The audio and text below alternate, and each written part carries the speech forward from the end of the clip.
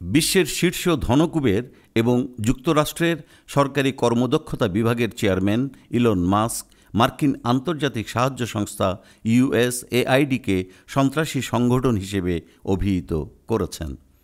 তিনি দাবি করেছেন, সংস্থাটি মার্কিন জনগণের ট্যাক্সের অর্থ ব্যবহার করে জৈব অস্ত্র গবেষণা এবং গণমাধ্যমে প্রোপাগান্ডা ছড়ানোর কাজে অর্থায়ন করেছে।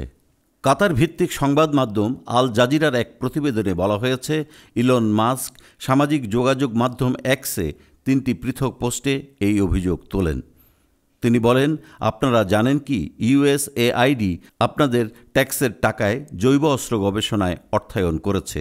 এর মধ্যে কোভিড-19 মতো জীবাণুও অন্তর্ভুক্ত, যার কারণে কয়েক কোটি মানুষ মারা গেছেন। অপর এক পোস্টে মাস্ক সাংবাদিক মাইক বেঞ্জের একটি পোস্ট শেয়ার করে দাবি করেন, USAID গণমাধ্যমকে বিপুল পরিমাণ টাকা দিয়ে তাদের প্রোপাগান্ডা প্রচার করিয়েছে। একাধিক পোস্টে তিনি আরও বলেন, এখন USAIDর মরে যাওয়ার সময় হয়েছে। এই মন্তব্য এমন এক সময়ে এলো যখন USAID এর 2 শীর্ষ নিরাপত্তা কর্মকর্তাকে ছুটিতে পাঠানোর খবর প্রকাশিত হয়েছে। অভিযোগ উঠেছে, তারা ইলন মাস্কের প্রতিনিধিদের গোপন নথি দেখতে দিতে অস্বীকৃতি জানিয়েছিলেন।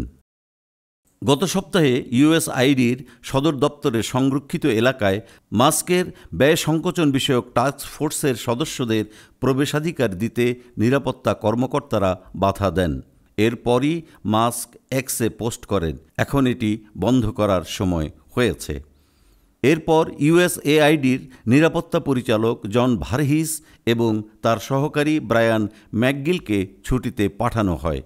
মার্কিন গণমাধ্যমের প্রতিবেদনে বলা হয়েছে, DOJ এর কর্মীদের নিরাপত্তা অনুমোদন না থাকায় তাদের সংরক্ষিত এলাকায় প্রবেশ করতে দেয়া হয়নি।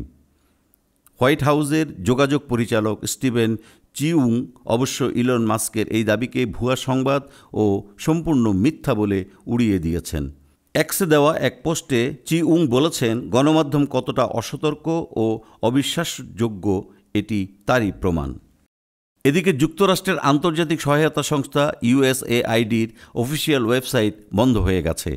গতকাল শনিবার বিশ্বের বিভিন্ন প্রান্ত থেকে ওয়েবসাইটটিতে প্রবেশ করা যায়নি, এমনকি USAIDর এক্স অ্যাকাউন্টও খুঁজে পাওয়া যাচ্ছে না।